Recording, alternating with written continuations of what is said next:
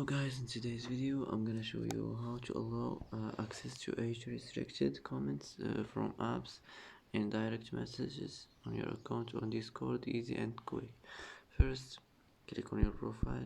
Now click privacy and safety, and here you will find allow access to age restricted comments from apps and direct messages. Click on it like this and it will be turned on. And that's it for today.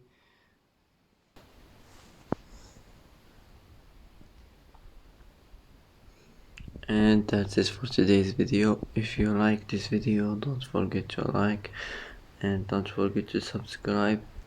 I hope this video is helpful for you, and thanks for watching until the end, and see you in the next video.